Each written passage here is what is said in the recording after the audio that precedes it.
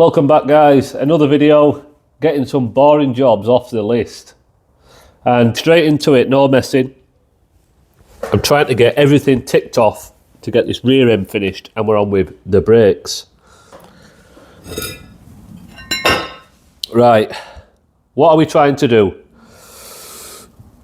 I keep forgetting you guys haven't seen this setup in person, so you don't know everything I'm saying. So we're going to break it down and make it simple. This is a Cavalier turbo disc, and this is an Astra GSI disc. The significantly taller is the Cavalier disc, but why? Because the Cavalier and other models like Amiga, I believe, Vectra, the old Vectras, have brake shoes for the handbrake inside here, okay? I've stripped all them out, and then brake shoes usually live here, and there's a bracket under there what holds the adjuster. Now, these brake systems are crap.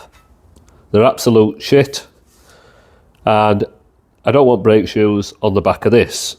I want to put the GSI caliper on the back of here, but this held the brake caliper for the Cav Turbo. Now I've got some brake calipers over there, and they're shit because they're old school technology and they're just not good. So I want to get rid of that. Now I'm not going to use this disc either, because this disc sends, when it's on, the disc is way back here, and I haven't got any room from there to the caliper. It bumps into there. As you can see, the difference in height. So when I put this disc on,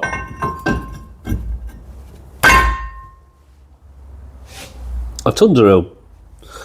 Right, so what I've been doing, first I cut this off. I took this off the rear beam and I cut it just to get the bolt pattern for the caliper. Now this is cast, so you can't, cast is a nightmare to weld, so I didn't want to weld cast to the back of this beam because it cracks and it's weak and all sorts. Caliper does two things. Does the handbrake, which is this lever here, so your cable sits on here, runs through that hole. When you pull handbrake, this lever gets pulled down towards that bracket. That piston turns out, clamps the pads, handbrake's on. And it also does the service brake, or the foot brake as we know it, through hydraulic oil, right, through that pipe. Perfect. Nice simple solution, and we don't have much room to play with between the strut. So what I've done on the other side, I've taken this bracket off, which why the hub assembly is there, the backing plate, so that's off.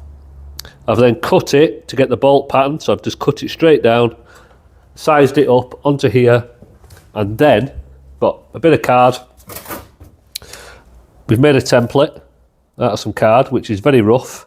We transferred it onto some 10mm plate, 10mm mild steel, because I don't want to weld the cast to the back of the arm, because cast doesn't weld good at all.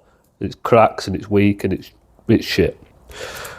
So we've cut this out, shaped it off a bit better, got the final positioning, and then we have welded that in the correct place to this arm. So it's welded front and back, and then what we've done, quite simple, because we've set it back 20mm from the caliper bracket, so that bracket basically sits on there, yeah? So we set it back 20mm, so we have a 10mm plate, so that takes up 10mm, and then we've cut the spacers. These spacers here are actually these parts here of this cast bracket. Now these are alright to weld on because they're just a spacer, they're not taking any load, and the weld is just to hold them basically. So then we've ended up this being 20mm thick, top and bottom, 10mm plate, seam welded all the way around, and job's a carrot. So it looks really well. So we're going to get this painted up, get it assembled, and then you can see exactly how it looks.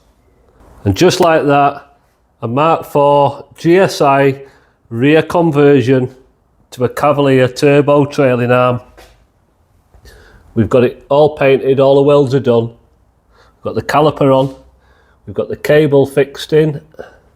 That cable's running over that trailing arm. We will put a bracket on there to hold that one onto the subframe. We've got the bolt tightened up on the suspension. Some nice clearance there between the caliper and the strut. So yeah, that's one side done. So now let's get the driver's side done.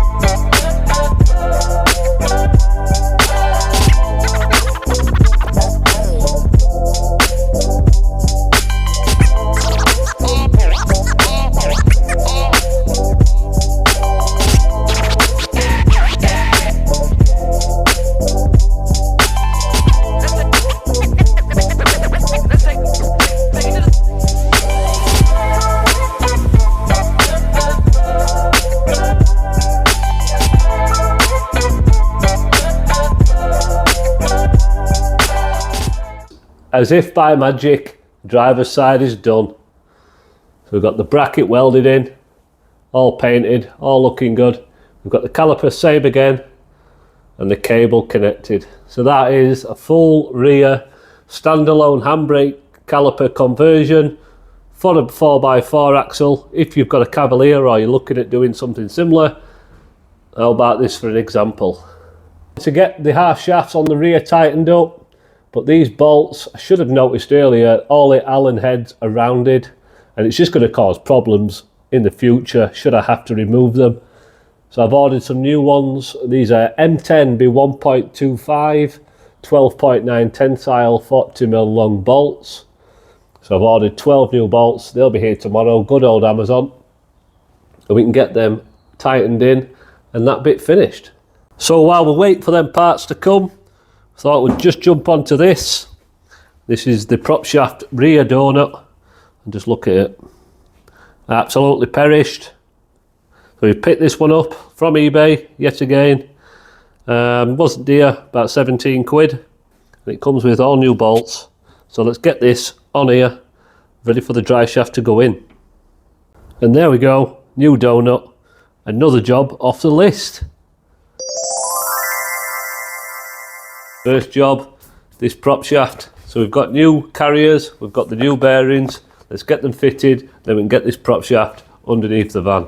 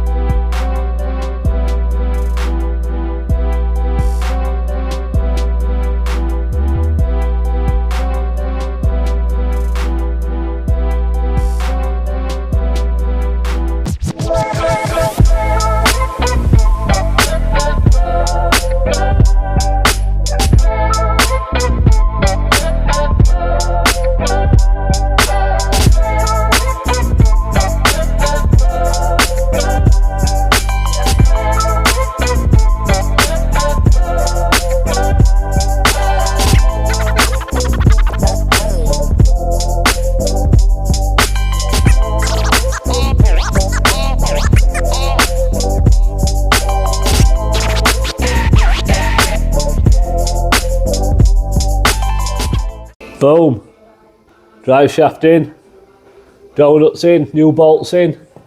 That's 5mm plate. So we've got a 5mm strip, bolted up inside the tunnel. So it's not going to hit anything on the road. I'll tell you what, it's all coming together now. There we are, diff's turning for the first time from the drive shaft, turning the arse shafts. The new bolts are on the way today for them. But yeah, it's all coming together now. On to the next job. Right, brake pipes are here. So we can get this bit finished off from yesterday. So we've got a female brake pipe flexi there. And that's onto the brake pipe. And then we've got the banjo type brake pipe to a female flexi there. Obviously they're not long enough to join each other, so between these two brackets we're going to put a bit of brake pipe. So the brackets are 12mm washers, 2mm thick, and I've drilled the centre out to 14mm or 9/16 just to fit the brake hose inside them, and then when I'm done I'll put a tack on the back of each brake hose just to weld them to the washer so they can't move, and then we'll have a bit of copper joining them. Right, welcome to Luke's brake pipe school. So for this brake pipe, I use nothing too fancy. This is a brake pipe kit off TikTok shop. So take a note of that. If you want one, get one. And it comes with basically all these adapters, these different dies. I've got one of them out already. It comes with obviously your tool, your grip for your vise, and this hose cutter is separate, but you need one of these for sure. Okay, so we've marked the brake pipe where we want it. So we're just going to cut this pipe down first. These are a bit fiddly with one hand. Don't use a grinder if you can help it. It just makes an awful job of it. Get one of these pipe cutters. And it guarantees a clean job every time. So just tighten that up, rotate, little tighten, rotate, little tighten and rotate until it breaks the pipe off, until it's cut through it. Don't go too much at once, otherwise you'll just dive straight through. Just a nice little bit at a time. Copper's very soft, this conifer pipe. It's very, very brittle. There she goes. Right, so you get to this point, you've got your pipe cut, but this hole is smaller than the end of the die.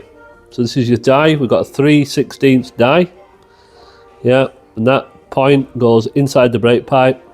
So the other end of the die has got a dimple in it, and that's what creates your flare on your pipe. So this is a 3/16 sized bit, and it's too small. The pipe is too small for that to go in at the minute. How I do it, so I'll put it in the vise. I've got a 3/16 drill bit on here. Like I say, you can get the tool, but this is just a quick way how I do it. So very, very steadily. That's it. And then the other side, we'll just drill that out the same. Make sure you airline the pipe out when you're done, right, or before you start flaring. I'll do it after, but I'll definitely airline this out before it goes on the vehicle. Right, okay, so because we've got an open-ended pipe, you don't have to worry about the fittings just yet. So I'll create the first flare, and then we'll drop the fittings on and do the second flare. So first thing, get your clamp. Now you can use this by hand. Right, first thing, get your clamp, and this goes from 3/16 to 1/2 inch. Now, you wouldn't be able to do a 1/2 inch or a 3/8 pipe with this, I wouldn't have thought. But for 3/16 for your car stuff, or some of your commercial vehicles, it works absolutely fine. You can use this in your hand. I have done it remotely underneath a vehicle if I'm putting a joiner in, but if you've got a vise, just loads better. So how do we set it up? So basically, what we're going to do is we're going to put this pipe into here in the clamp, and the key is that your die tells you how much to put it through the clamp, yeah? So you've got your die, and that distance here on the die is how much the pipe needs to stick through the clamp. So I'll always drop my die onto the clamp and put the pipe through. So we'll just put it through very loose so we can adjust it. Put the die on at the side of it, like so, and just make the pipe the same height as the die. Once it is, tighten it up. Okay, that's tight. Drop the die in, like so. Now we get this tool, slot it over, onto the brake pipe, nice and steady, just so we get some resistance. Once we've got resistance, we'll then take this all the way down. Just turn this clamp all the way until the die meets the face of the clamp, okay? It's nice and steady. Okay, that's met it, so we'll then unwind this all the way, ready for the next side. Slot it off. Open the clamp. Take the pipe out, and then the die is in the pipe. So we'll take that out, and that is it, done. So we've got a flare on there. Now this flare doesn't look pretty with this tool, I'll be honest. It's not like a Sykes and Pickavent tool where it's nice and rounded, okay? So what I normally do, just to make sure I don't have any problems, is get a file, just rub that end. And because this is conifer pipe, what's going to happen is when you put this into your hose or pipe, wherever it's going, it will mould that shape for you as a perfect cone. Okay, so make sure you tighten these up fairly decent. Yeah, this is the only downfall with this tool, is the cone doesn't end up very good. So we'll put his fitting on, and there we go, we've got a 10mm fitting on there. So we're going to drop onto this side and throw a flare on there the same. Now, I can't tell you how many times I've done this. Make sure you put your fitting on before you do your last flare on the pipe, okay? Because I've done, just yesterday, I did a pipe, flared it, lovely, and then realised I forgot to put the fitting on, and the pipe was too short once I'd cut the flare off. So, second fitting on. We're going to go back into the tool. We're going to rush through this one. I'm going to set the height with the die. We'll get that on there. Right, that's on there, nice and loose. So we'll set the height.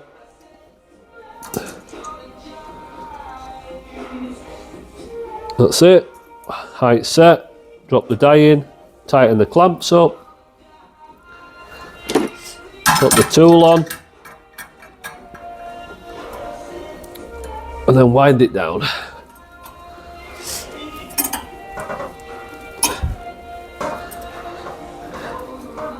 Now I've done loads with this. I've repiped this car for one, but I've done loads of bits and bobs with it, clutch pipes and stuff for people, customers, and I've done plant machinery with it, dumpers and bits out of the hose shop where people have come in. So it's very cheap, but if it's sat on the shelf for 12 months and I don't use it, it's a lot better value than buying a 100 quid flaring tool, which does the same thing. Right, so that's done. We've got both sides done there. So what we're going to do, we'll blow this out of the airline and get it on the car.